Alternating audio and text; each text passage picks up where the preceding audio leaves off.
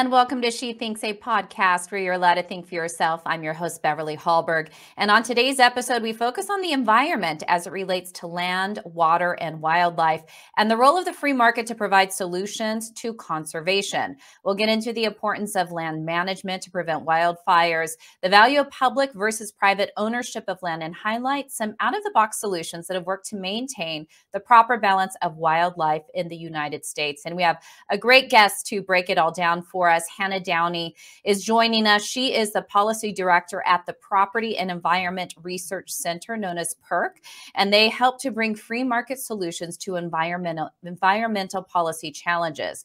Her work has appeared in the Wall Street Journal, The Hill, the Salt Lake Tribune, and local papers. She graduated from Montana State University with degrees in economics and political science in 2015. And it's a pleasure to have you on She Thinks today. Wonderful. Thank you so much for having me. So I know you are joining us from the great state of Montana. You are in a state that has had a lot of spotlight due to the very popular show Yellowstone. And so I wanted to start with just a basic question of how has this show brought issues to light, such as ranchers and land and property. And of course, there's lots of battles for land in this show. What has the show meant for Montana and the work that you do? Well, I definitely like to say Montana is just as beautiful as the show makes it out to be. The mountains, the rivers, the communities. It's truly an incredible place to live and work and be able to focus on environmental issues. The show certainly over dramatizes things. We don't regularly have gunfights in our backyard over cattle versus bison and fencing controversies and all of those good things. But the issues that are raised are very real here. We do have a lot of controversy over how landscapes should be managed, different jurisdictions, changing preferences. We're seeing a lot of people actually coming to visit our area because of the show, and seeing a lot of the themes that play out about development and tourism versus traditional agriculture, and how all of that interacts with not only our culture, but our landscapes and the resources that we rely on. And I think the show has brought to light something really interesting when we think about the environment, and that is, yes, there is the issue of climate change that is discussed quite a bit, and people fall on different sides on whether or not it exists, and if it does, what should be done. But there's this other side, which is how do we deal with the land and the environment? So that obviously is the wildlife, but that's the land itself. When you think about the work that you do at your organization, what would you say are some of those challenges and how you see the environment and that important term conservation, how we conserve what we've been given? Definitely. It's one of the most complicated and fun issues to work on, certainly. So maybe a little bit of background. PERC, or the Property and Environment Research Center, we've been in Bozeman for over 40 years, started as a research organization, and really started asking ourselves, the group of economists that founded it, asking, if markets can provide all these other things we want, and as humans want more and more environmental amenities, healthy water, clean air, all of these things, why can't markets provide that? So that's kind of PERC's foundation. And we started looking at it from, we don't necessarily need government or regulation in order to provide these things. Markets can do much of that. So we're based on three basic principles, kind of looking at incentives and how ownership, people take care of the things that they own and have a reason to invest in the longevity of those resources. Accountability, people can't just come in and harm or pollute or damage something that you own without having to be responsible and accountable for that. And finally, the idea of trade, that if you have a resource, you're able to exchange that with other people, and you can profit by buying or selling and providing a quality product in the form of an environmental amenity. So that's a little bit of a background on kind of how we think about these things. Our work focuses on land, water, and wildlife, looking at everything from endangered species to wild horses to wildfires to national parks. So we kind of run that whole spectrum, but ultimately always asking ourselves, how do we support private market-oriented approaches to conservation rather than a heavy hand of government and regulation? And I think an interesting aspect to this is so often people think of the great outdoors as something that is untouched, that should just be left the way it is. But you talk a lot about maintaining our forests. So I want to talk about this in relation to forest fires. we've had an increase, or what some have said an increase, in fires across the country. I'm a former resident of California. I grew up there, actually had a family in Paradise, California, where there was that tragic fire about 2 or 3 years ago, where I think it was roughly 80 people lost their lives. And some say that this is because of climate change. Others talk about the need for forest maintenance. What is the responsibility of us, whether that is through the federal government, whether that is through those who own private land, to maintain the forest? Why is that so needed? Definitely, and Beverly, you totally hit on it. We need to be conscious of how we treat our forests and wildfire risk, because there are so many human impacts to it, right? We see every year in Bozeman, we joke it's fire season or smoke season. Year round, you can look out my office window behind me here and be able to see the beautiful mountains of Bozeman. But about July, August, the smoke rolls in. It's hard to breathe. You can't see things. There's a lot of air pollution. And that's from fires that are even far away. Then when you have one that's in your own community, right, you're having to evacuate. Homes are being burned. You're destroying watersheds. You're destroying wildlife habitat. You're destroying recreational opportunities. So there's a huge human impact here and a huge environmental impact to having these wildfires. And certainly climate does play a part in this conversation, but forest management is so essential and thinking how we can reduce wildfire risk and ensure that we don't have those human impacts.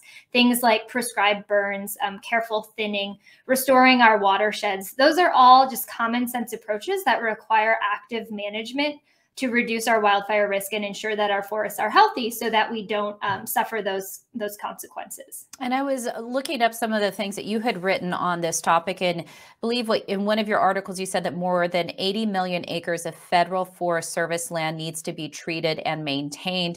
Do you find that when you see that this needs to happen, has there been a lot of pushback from those who claim that we shouldn't have touched the forest at all because of climate change? You have to let it go. Have you been met by people who claim environmental reasons to not maintain these forests?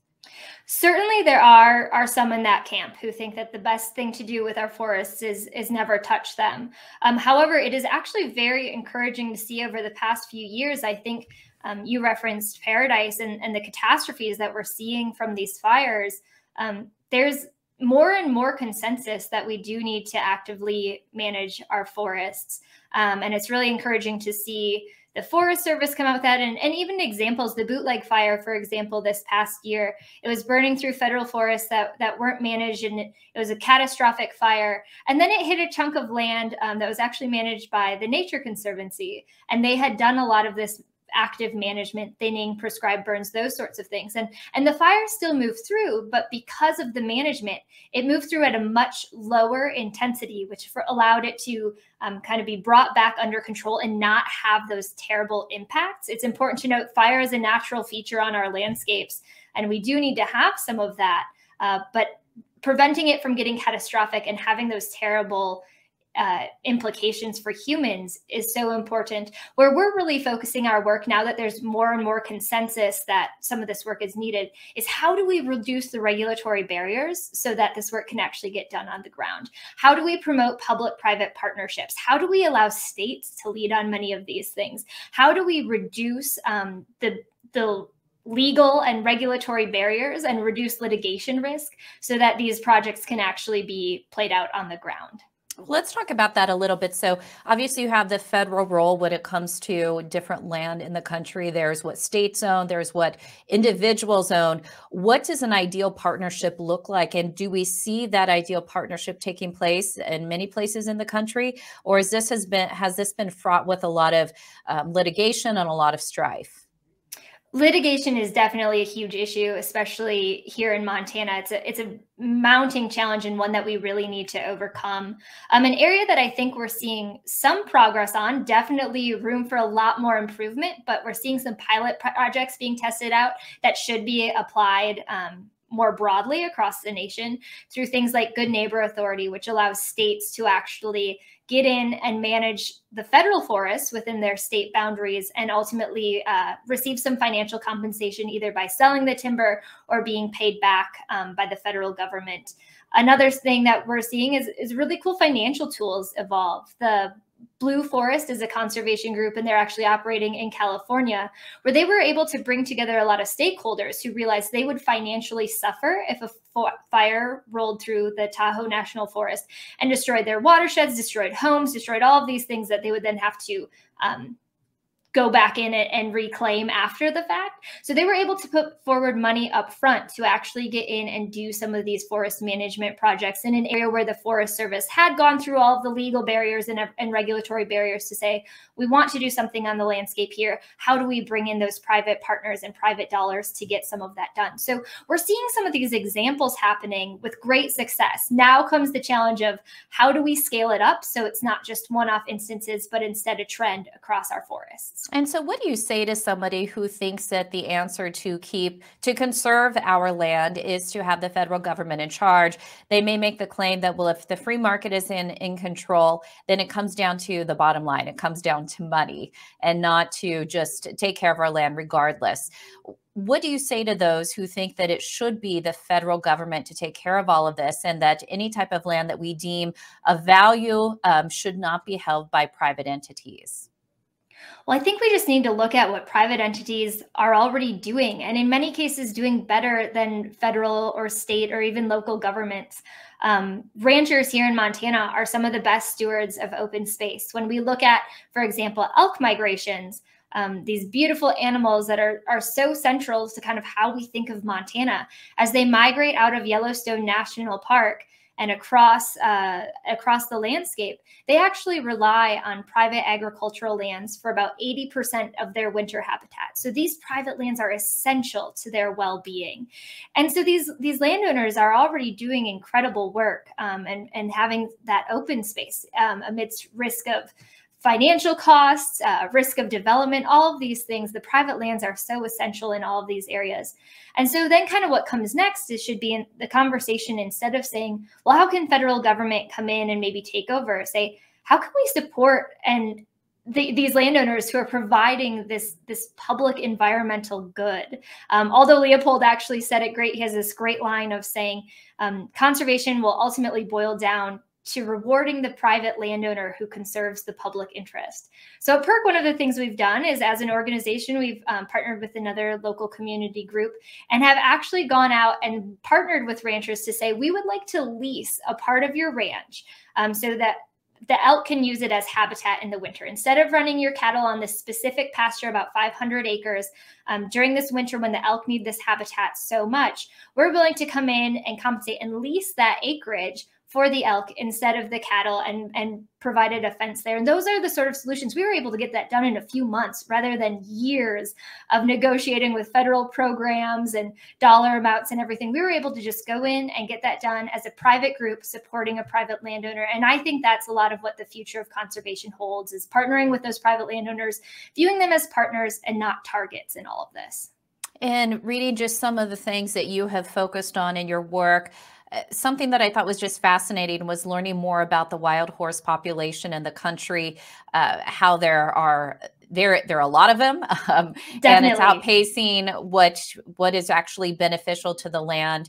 And so I want you to share a little bit about this adoption program, which has helped, and this being an example of a free market solution to a problem that we've seen. Certainly. So for those in the West, we know that wild horses aren't exactly how they're often portrayed, right?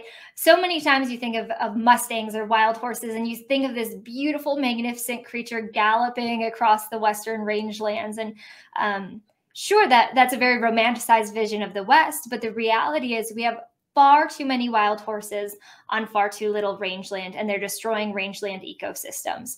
Wild horses are capable of doubling in population about every 4 years. So we have a huge problem here if we aren't able to get it under control. They're competing with native species, endangered species even, for water, food, with each other. We're seeing horses starving to death on the range. And as a huge horse lover myself, I can't be okay with watching these animals starve, die, and completely deplete this ecosystem.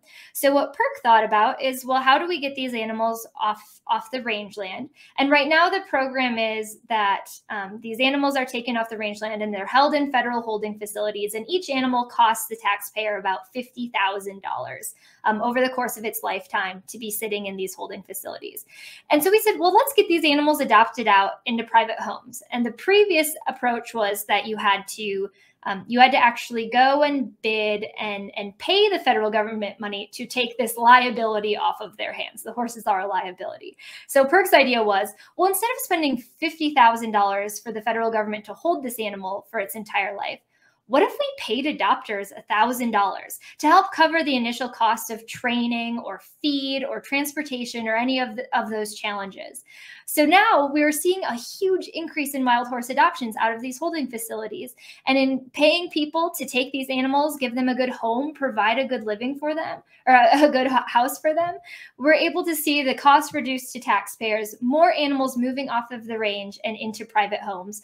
Ultimately, it won't fully solve the problem. There's so many other things that need to happen, but it's one piece of the equation that a basic just market transaction can help solve. And so just final question for you in rounding out our conversation today is talking about what policies are important from a legislative perspective or from a regulatory perspective. I want to focus on the Biden administration. Now, last year, they did come out with what was called the America the Beautiful campaign. This was an effort to conserve 30% of lands and waters by 2030, but they did it from a public and private partnership. So going back to what we were talking about earlier. So how has this administration done when it comes to thinking about conservation as a partnership and not just federal authority? That is a great question. And I have to actually give the administration some credit where credit is due. When they came forward with their America the Beautiful initiatives, they laid out these principles, and they did recognize the importance of locally led conservation, diverse stakeholders on a landscape, including ag and fishermen and hunters and all of those different groups, and saying that they will recognize and support property rights and use voluntary incentive-based approaches. The great challenge now comes in, what does that actually look like in implementation? There have been some things that have given me a little concern, such as expanding some national monuments, some Endangered Species Act rule reforms that enhance regulation rather than look towards a fully incentive-based approach.